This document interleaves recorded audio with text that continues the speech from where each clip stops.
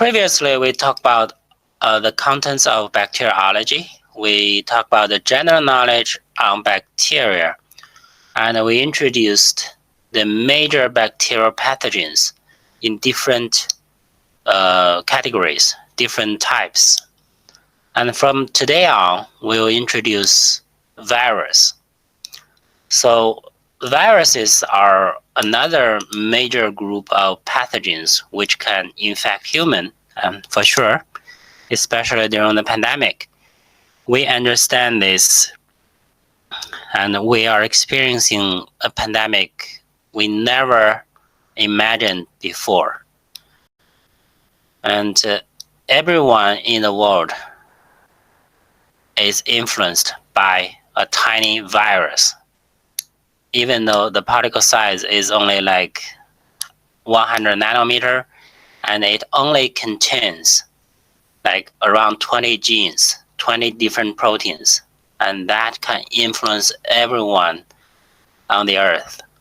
So it's still, there are a lot of things we don't know on viruses. So today we'll introduce the general properties of viruses. We'll learn their structure and their composition, and also we'll learn how the viruses synthesize new particles. Okay, that's what we'll cover today. First, we need to learn what is a virus. Well, different from bacteria, because bacteria are living cells. They are living microorganisms. But for virus, they are not living microorganisms. Even though we learn this in microbiology, they are actually not a living microorganism. They don't belong to any kingdom, and viruses are not plants, are not animals, they are not fungi, protists, or bacteria. They are so special that they are just simple particles with a relatively simple structure and relatively simple composition. Here is a definition for virus. It says that a virus is an infectious agent made up of nucleic acid wrapped in a protein coat called capsid. This is a very accurate definition for a virus. Like, it's an infectious agent. So the property of a virus is that it's infectious. It can infect living cells, but it doesn't say it's a microorganism. It's just that it's an agent, it's something. And what is the material in the agent, in this infectious agent? It includes nucleic acid. This nucleic acid is DNA or RNA. It's not both. But in cells and in bacteria, it contains both DNA and RNA. But for virus, it contains only one type of nucleic acid. And this is one component of a virus. And they are wrapped in a protein coat. So on the outside, there is a protein coat. And we call this protein coat a capsid. So this is a very accurate definition for a virus. They don't have nucleus. They don't have organelles in the particle. They don't have cytoplasm. And they don't have membrane. They don't have cell membrane. So their structure are not cellular structure. It's just a simple particle. So that is why a virus does not belong to any kingdom. And even now it's debatable whether a virus is a living organism or not. Well, to me, it's not, because it doesn't contain a complete system. It cannot live by itself. It requires the host cell mechanism to live, to generate energy, to make their copies. So a virus is a very special agent or very special organism. Viruses have either DNA or RNA, but not both. That's what we mentioned. They are parasites. So parasites means that they cannot live by themselves. They depend entirely upon another living organism, like the host, the living cells.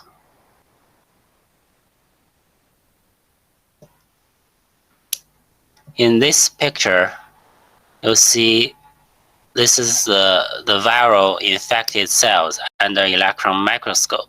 This is the HIV infected cells. You can see that the cells are very thick and they are lysine. Okay, so this is the definition of viruses. First, we need to learn the structure of the viral particle. For a viral particle, according to the definition, we already know it contains a core containing nucleic acid, and it contains a protein coat called capsid. So the capsid here is a protein shell or coat that encloses the nucleic acid genome inside. So that's the capsid. On the capsid, there are capsomeres. Capsomeres are the morphologic units seen in the electron microscope on the surface of the virus particles, which represent clusters of polypeptides. Well, here polypeptides means proteins. Some viruses contain a special structure called envelope. On the outside of the virus, there is a membrane called envelope. This lipid-containing membrane surrounding the viral particle is not generated by the virus itself, but it comes from the host cell. So when new viral particles leave the host cell, it took part of the cell membrane or the nuclear membrane, and that forms the envelope. A virus encoded glycoproteins are exposed on the surface of the envelope. So on the envelope, you can find viral proteins. Like on the virus, the coronavirus, there are spike proteins, the S protein, and the S protein is encoded by the coronavirus genome. But sometimes on the envelope, it also carries the host cell protein. Because it's from the host membrane, it must contain some host membrane protein. So this is the envelope. While for the nuclear capsid, that contains the nucleic acid core and also the capsid. Together, they are called nuclear capsid. So this is a general structure of a viral particle. And this entire complete virus particle, sometimes we call it a virion. And if a virus contains envelope, they show this roughly spherical structure. They look like a ball, they look like a sphere. So this is the structure of a virus and related terms and definitions in virology field. And according to different criteria, viruses can be classified into different groups. For example, according to their morphology, You can say that some virus is cubic, while some virus are like helical, according to their genome properties, according to their genome organization and replication, according to their protein properties, antigenic properties, and their physical chemical properties. According to different criteria, the virus can be classified, can be divided into different groups. And you don't have to remember this, but in the next week, when we learn some classical viral pathogens, we should know the properties of those viruses. In this table, you don't have to remember this table. It contains viruses which can infect humans. So they are human pathogens, human viral pathogens. On the top, with deeper blue color, that's the group of DNA virus, while the lower part are RNA virus. And in each group, you can also see, according to different properties, the viruses are different. Some are the icosahedral virus, which is cubic. Some are complex structure. Some are naked. Some are enveloped. And according to whether they are sensitive to ether, some are resistant, some are sensitive. So you don't have to remember all this information in this table. Just keep in mind that there are so many different types of viruses with different characteristics. When you encounter some viral pathogen, if you want to inactivate them or treat the patient infected by the virus, you need to understand and you need to know their properties so that you can take correct action to kill the virus, to help your patient to recover as quickly as possible.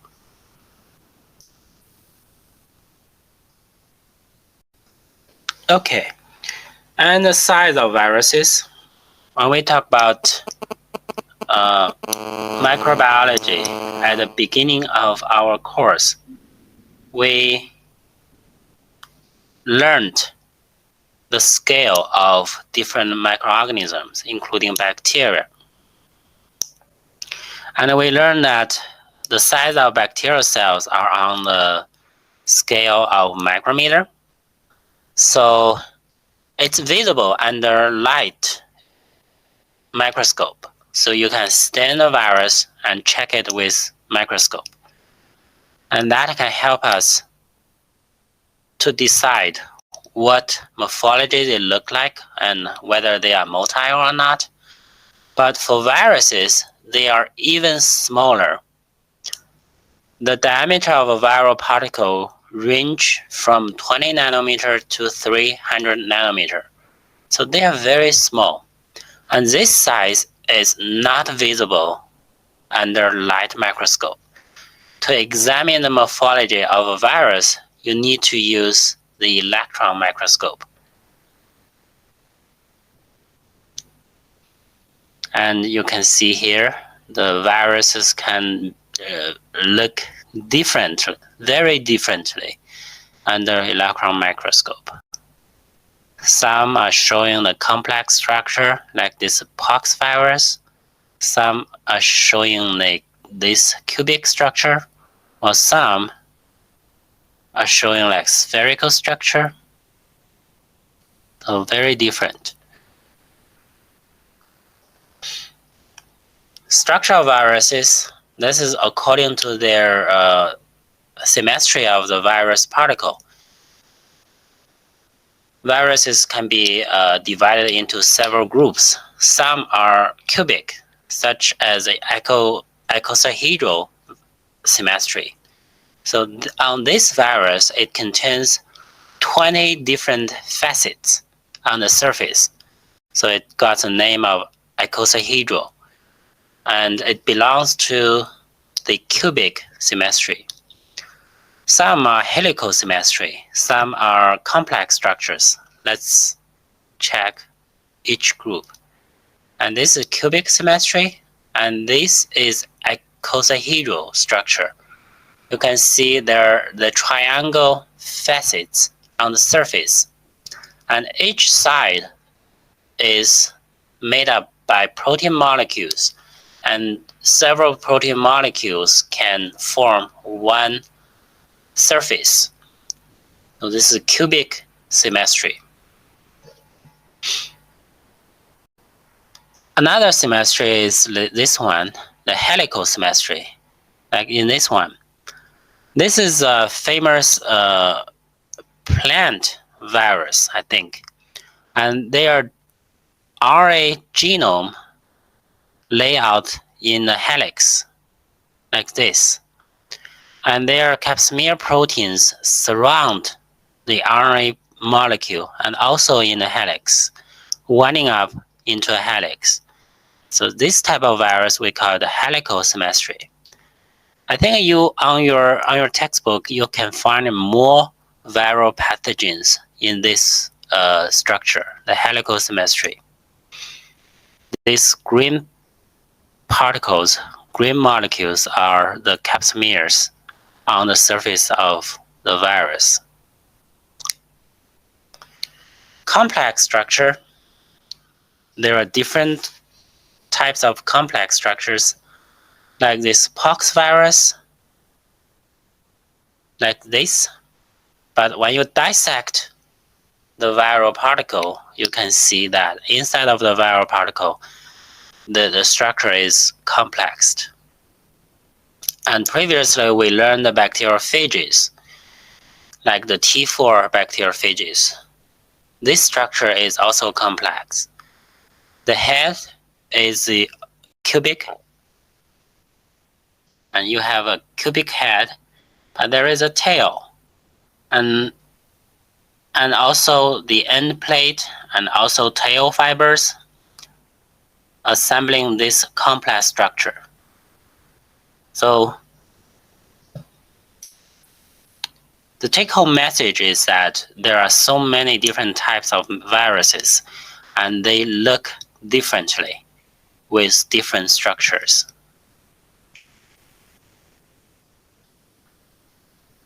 Chemical composition of viruses. According to the definition of a virus, we know that they contain essential components like proteins. They have protein shell, and that's the structural protein. And in some virus, they also contain some non-structural protein, such as some enzymes. And they should have their nucleic acid, that's their genome. And some virus, they contain the lipid envelope. And the envelope for some viruses are essential, and essential for them to infect a human, the host cells. And on the envelope, they usually carry some proteins. And those proteins are usually glycoproteins. So those proteins are already modified in the host. They attached with glycol residues, so that's saccharide residues on the protein. So these are the chemical composition of viruses. First, we will learn the structural proteins. You know, the viral structural proteins are so important. They facilitate transfer of the viral nucleic acid from one host cell to another. And they protect the viral genome against inactivation by nucleus. You know, they have their DNA or RNA in the core, and this core is very sensitive, is fragile to nucleus. Nucleus can degrade this protein or RNA, DNA or RNA molecules, but the structural proteins can form a coat so that it can hide the genome in the middle and protect them. And structural proteins can also participate in the attachment of the virus particle to a susceptible cell. For example, the structural protein on the envelope can help the particle to attach to the host cell. They provide the structural symmetry of the virus particle. So it's a protein structure that can form the specific virus symmetry.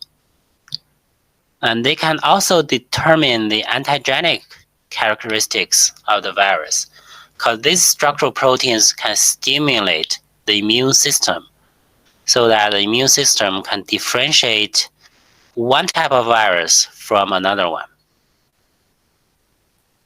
This is the structural proteins. Next, we'll introduce the non-structural proteins. Non-structural proteins are not the component of the viral structure. It's not a brick in the building. It's something functioning like enzymes. They are essential for the initiation of the viral replication when a virus enters a host cell. For example, the coronavirus.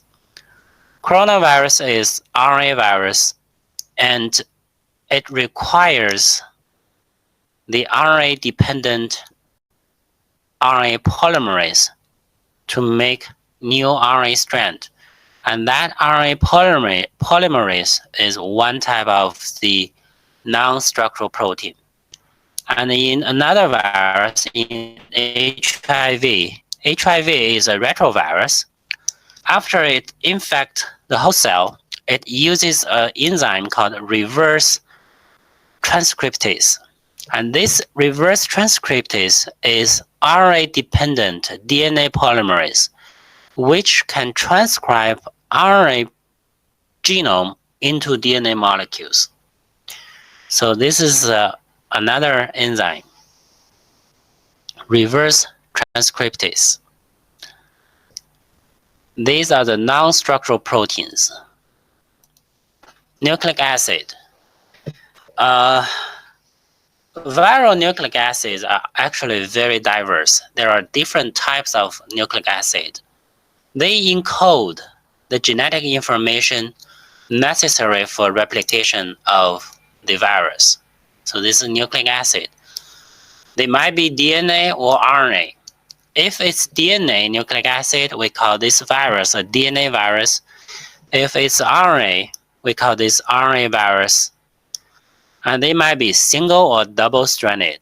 So it might be a single-stranded DNA or double-stranded DNA, single-stranded RNA or double-stranded RNA. And they might be in different forms. They might be linear, they might be circular, depending on the species. And sometimes the genome is segmented. Segmented means that there is only one copy of the genome in the viral particle, but that copy of viral genome is not a single molecule. For example, the RNA molecule is cut into pieces, and that each piece we call it each segment. For example, in flu virus, there are 7 or 8 pieces of RNA. So we say that flu virus is segmented genome virus. But some are non-segmented. There is only one single nucleic acid molecule in the viral particle. And also, we mentioned a little bit the retroviruses. They are RNA virus, but their life cycle is a little bit different from like ordinary RNA virus. Okay, another composition is the lipid envelope. We mentioned that the viral lipid envelope is derived from the host cell. So when the new viral particle formed inside the host cell, it leaves the host cell through budding. And this budding process will take part of the host cell membrane. And these membranes surround the viral particle so that the new viral particle will take the membrane with them. And the viral particle carrying an envelope looks like a sphere. So they look like a spherical structure. If it contains envelope, we say that virus is enveloped virus. And if they don't have a envelope, we say that virus is naked virus. That also depends on different viruses, different species. But if a virus contains an envelope, this envelope is mainly made up of lipids. And lipids are sensitive to organic solvents like ether, like alcohol. So you can use ether or alcohol to inactivate the enveloped virus.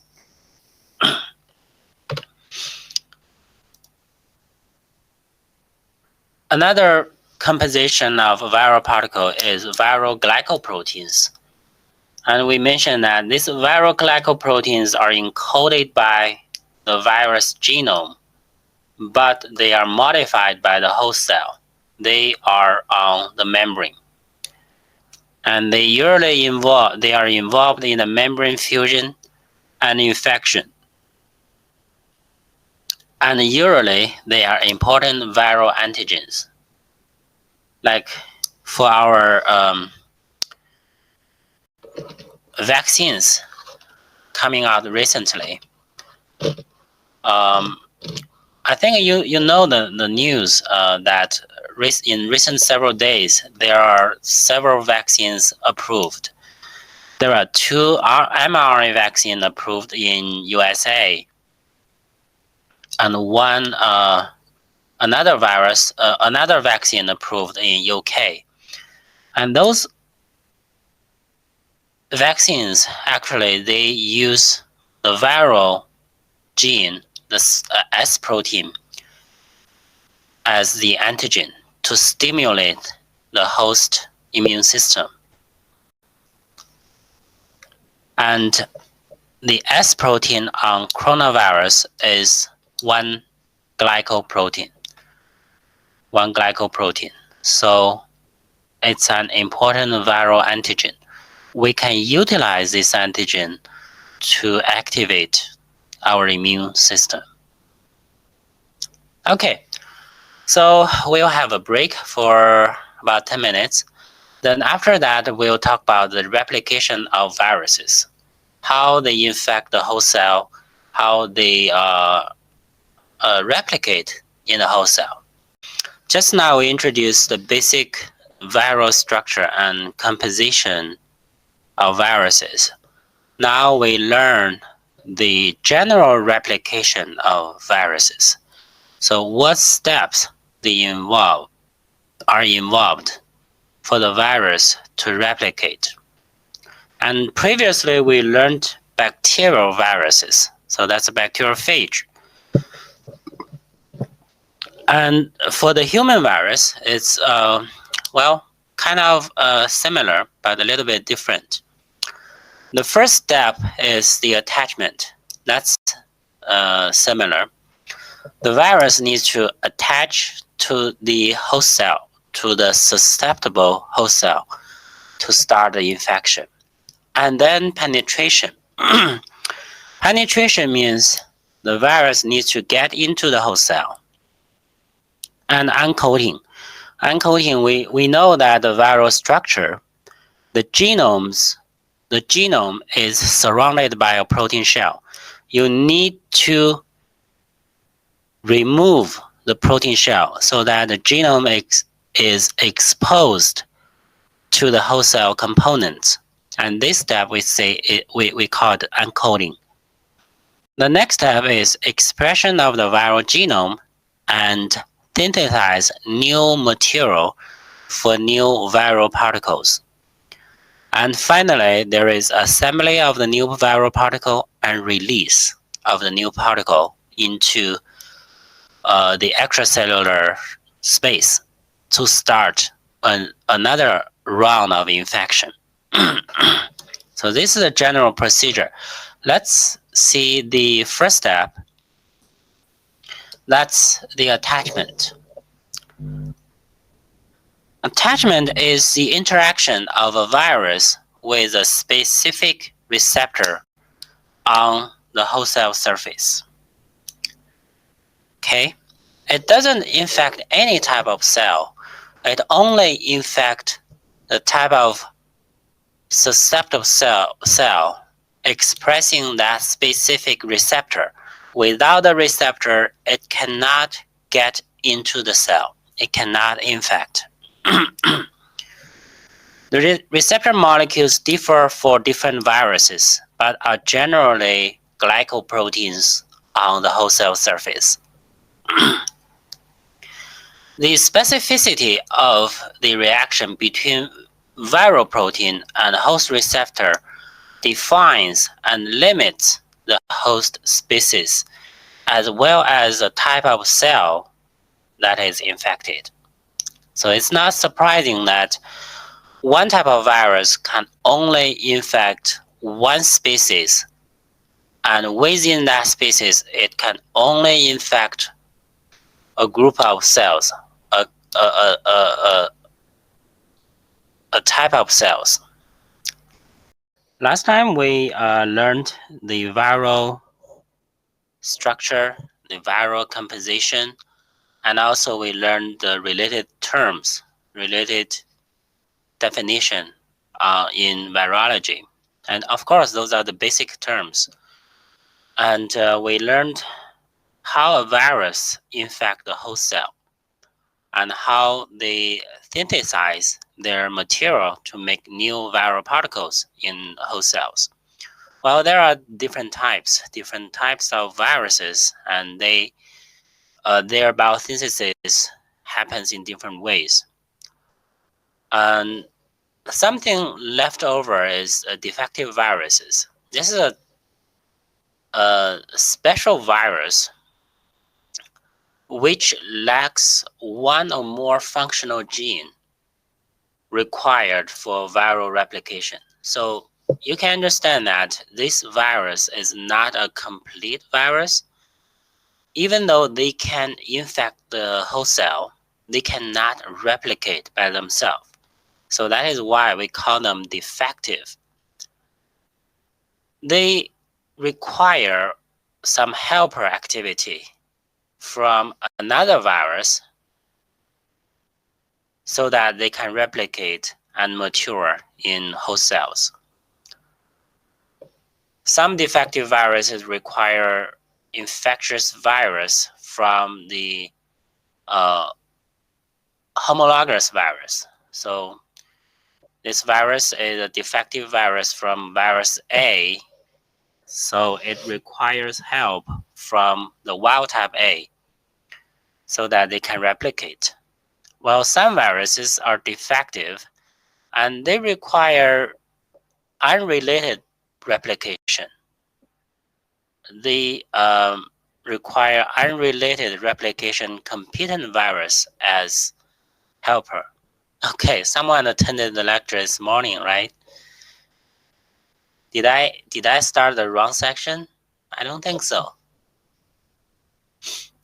Okay, so for example, the HDV, which is an RNA virus, it cannot replicate in human liver by itself.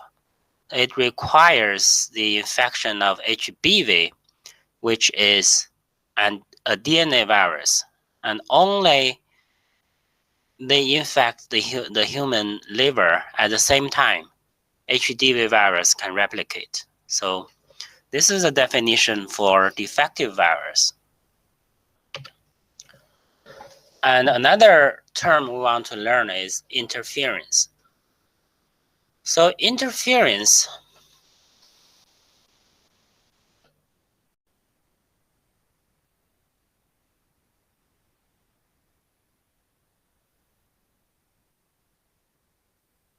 okay. So interference is that infection of a cell culture or a whole animal with two viruses, and that often leads to an inhibition or of multiplication of one of the virus. And this effect, this phenomenon, we call it interference. For example, you have a cell culture, or you have a host, or some animal, or a human, our human, and there are two viruses infected the cell or the human at the same time. And for some reason, replication of one virus will inhibit replication of the other one. And this phenomenon, we call it interference. For example, if one virus inhibits the ability of the second one to absorb to the cell surface, to the receptor, either by blocking its receptors or by destroying its receptors, it will inhibit the second one to initiate infection. A second scenario is that one virus may compete with the second one for components of the replication apparatus. You know, sources in cells are also limited, and one virus can overcome the other one, can compete the other one, so that one can dominate while the other one is inhibited. So this is the second scenario.